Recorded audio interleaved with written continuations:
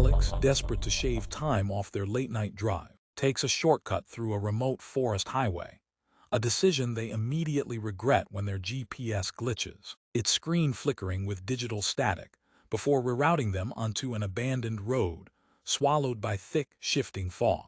The headlights cut through the mist like dull knives, revealing cracked asphalt choked with weeds, while the exit signs they pass are all rusted and bullet-riddled, their arrows pointing nowhere. The further they go, the heavier the air feels, damp, sour, like the breath of something watching from the trees. And when Alex checks the map again, the screen pulses red before dying completely, leaving them alone on a road that shouldn't exist. Alex tightened his grip on the steering wheel as the GPS screen flickered erratically, its cheerful blue line redirecting him onto an unmarked exit. The headlights carved a feeble path through the suffocating fog as his car rolled onto a crumbling stretch of road, narrow, potholed, and lined with skeletal trees that leaned inward like crooked fingers. A prickle of unease crawled up his spine as he glanced at his phone. No signal, and the map now displayed only a single looping road with no intersections, no towns, just an endless gray snake coiling deeper into the forest. The air inside the car grew thick, tinged with the metallic tang of old blood and something damp, something rotting. His breath fogged the windshield despite the heat blasting from the vents, and when he wiped the glass, his fingers came away slick with a greasy, unseen residue. Outside, the fog pulsed like a living thing, and for a heartbeat, just a heartbeat, he thought he saw figures standing among the trees, their elongated limbs twitching in unison as the car passed. Then the radio hissed to life on its own, a voice buried beneath the static whispering, "You shouldn't be here." The headlights caught the figure suddenly, a gaunt hitchhiker standing motionless in the rain, their soaked clothes clinging to a frame too thin, too still. Before Alex could react, the hitchhiker lurched forward, pressing a skeletal hand against the passenger window, their hollow eyes locking onto his as their lips formed a single, silent word, "Please." Against every screaming instinct, Alex found himself hitting the unlock button, the door swinging open with a groan as the hitchhiker slid into the backseat, bringing with them the stench of stagnant water and something deeper, older, like the bottom of a forgotten well.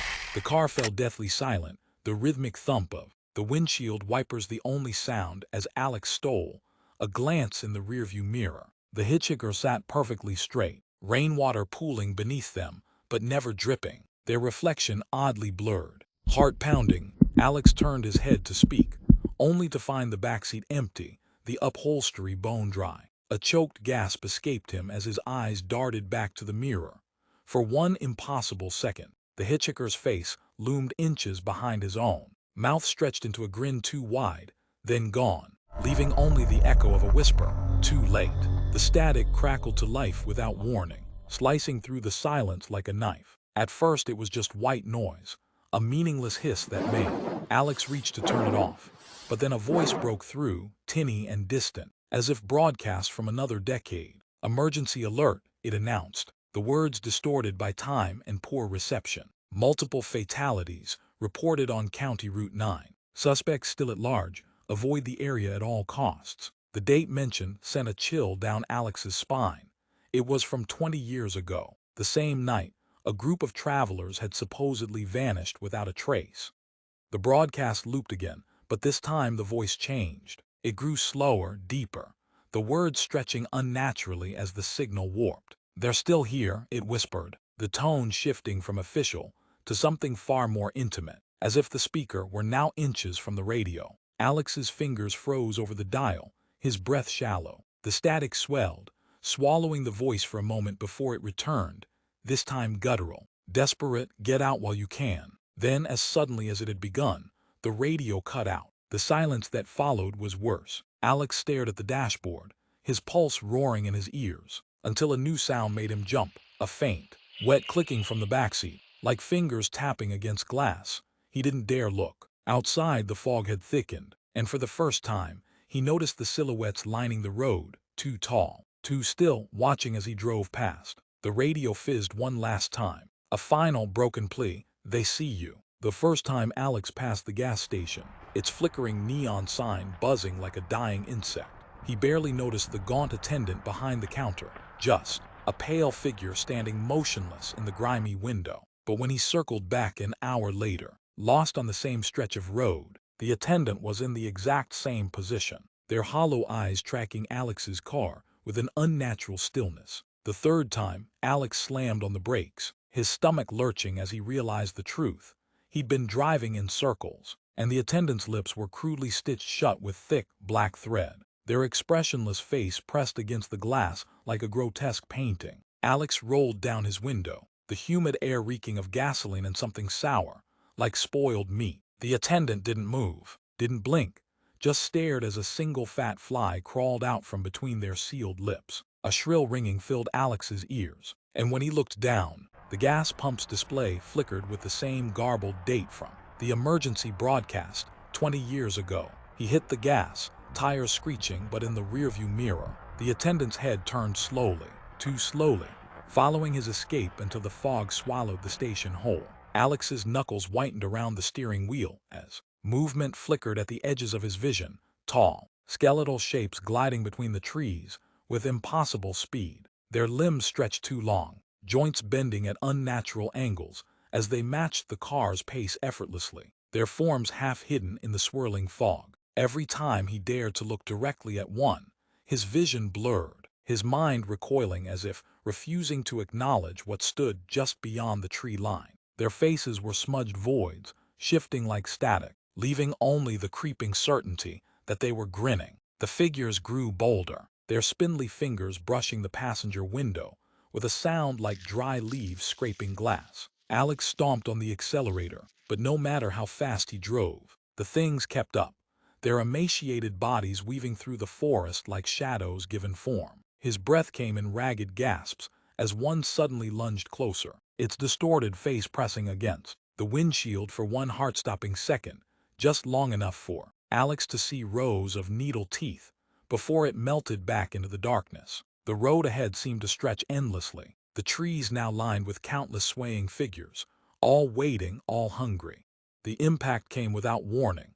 A deafening thump that shook the car's frame, as if something massive had dropped onto the roof from the trees above. Alex's heart lurched into his throat as the vehicle swerved, tires skidding on the damp asphalt. He craned his neck to peer through the moonroof, hands trembling on the wheel, but there was nothing there, just the endless stretch of fog and the skeletal branches clawing at the sky. Yet the dent in the roof, the way the metal groaned as it settled back into place, told him whatever had landed was real, and far heavier than it should have been. White-knuckling the steering wheel, Alex forced himself to keep driving, his pulse hammering in his ears. It wasn't until he glanced in the rearview mirror that he saw them, handprints, smeared across the rear windshield in a thick, greasy substance that glistened under the dim glow of the tail lights. They were too large to be human, fingers elongated, palms twice the normal width, as if something had crouched on the trunk and pressed its hands against the glass while he wasn't looking. The worst part, they weren't on the outside, they were on the inside. Alex's vision swam as consciousness returned, his head pounding like a drum as he blinked, against the dim glow of a flickering neon sign that read vacancy in sputtering red letters. Except the V had burned out, leaving only a vacancy looming over him like a taunt. The car was parked haphazardly in front of a derelict motel, its windows boarded up, paint peeling in long, leprous strips, and as he frantically checked the clock, his stomach dropped. An entire hour was missing, vanished from his memory like smoke. His hands shook as he noticed the keys still dangling in the ignition, the engine off but the radio humming static, and when he looked down, his shirt was streaked with dirt, and something darker, something sticky, while the motel's door creaked open on its own, revealing a yawning blackness that smelled of mildew and copper. Alex's fingers brushed against something cold in his jacket pocket, a tarnished brass key stamped with room 13 inches in peeling numerals, though he had no memory of picking it up. The motel's hallway stretched before him, doors lining the walls like sealed tombs, their numbers obscured by rust and grime, handles crusted shut with decades of neglect. Yet at the far end, one door stood slightly ajar, its frame warped but unmistakably unlocked, a sliver of darkness pulsing from within as if breathing. The air grew heavier with each step, the floorboards groaning beneath him like something buried deep was stirring awake, and as he reached for the knob, a whisper slithered from the keyhole, "You've always been here." Before the key turned on its own, Alex staggered into the motel bathroom, the flickering bulb casting jagged shadows across the cracked tiles. He gripped the grimy sink, his breath ragged, and forced himself to look into the fogged mirror only to freeze as his reflection didn't move. It stared back with hollow eyes, its lips curling into a grin too wide, too full of teeth, stretching farther than any human mouth could. Then it leaned forward, pressing a palm against the glass from the other side, and whispered, "You're already dead." Its voice a wet, guttural echo of his own.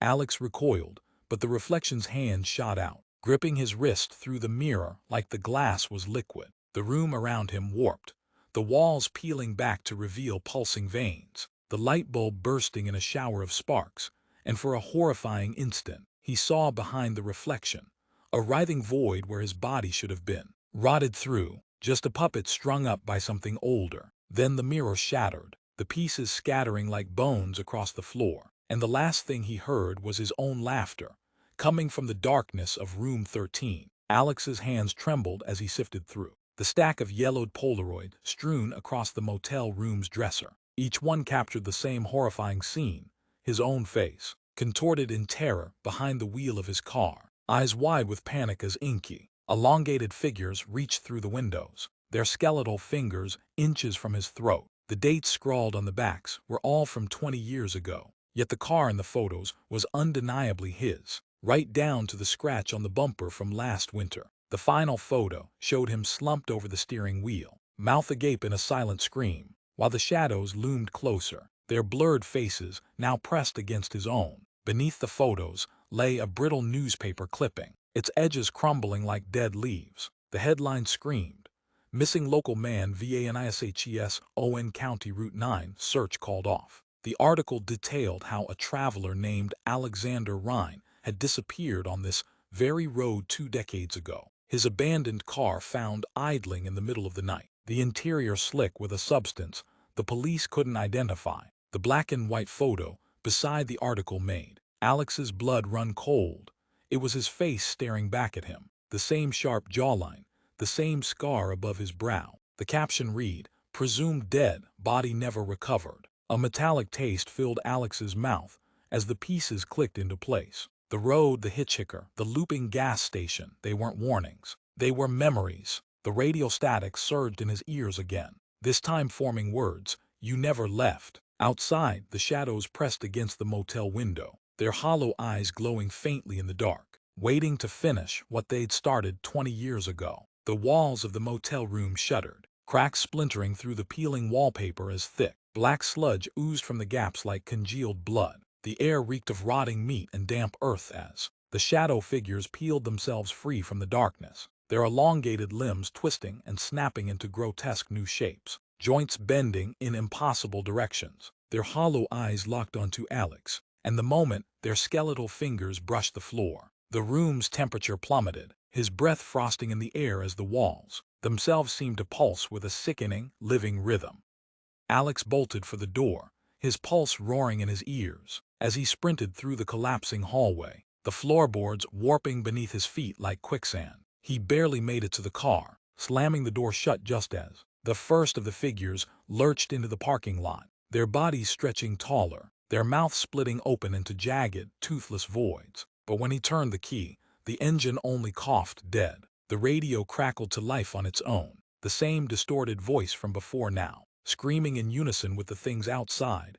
"You're ours." The headlights flickered once, twice, then died, plunging him into darkness as the first bone-white hand slapped against the windshield. The radio suddenly crackled to life, cutting through the suffocating silence with a voice that was neither human nor machine, a chorus of whispers layered over one another, speaking in perfect unison. "If you're hearing this, you've been chosen." It hissed, the words slithering into Alex's ears like smoke. "The road never ends." The static swelled, swallowing the voice for a moment before it returned, softer now, almost mournful.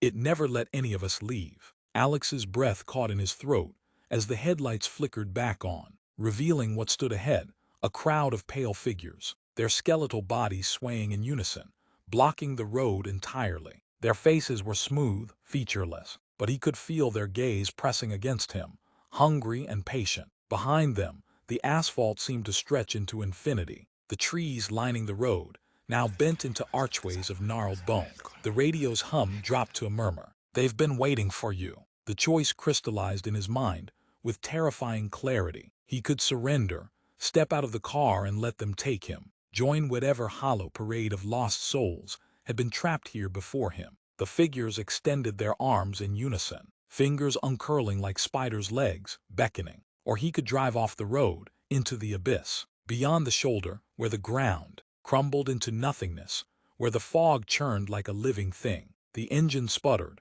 as if the car itself was begging him to decide. Alex's hands clenched around the wheel. The figures took a step closer, their mouths splitting open in unison. No teeth, no tongues, just endless black. He thought of the Polaroids, the newspaper clipping, the way the road had refused to let him go. "It never ends," the radio whispered again, with a scream that was half defiance, half despair. Alex wrenched the wheel to the side, and the car lurched forward, plunging into the void. The last thing he heard was the radio's final, fading sigh.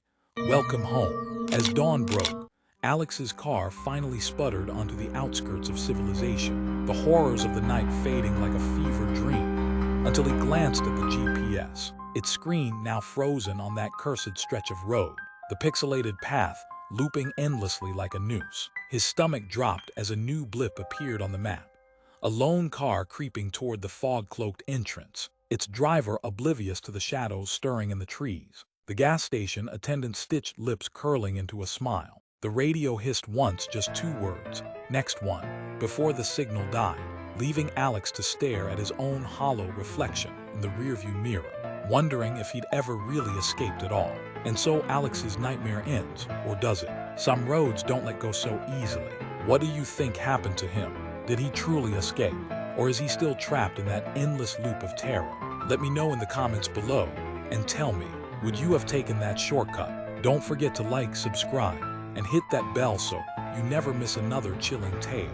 Stay safe out there, and maybe avoid any roads your GPS suddenly reroutes you to. Until next time.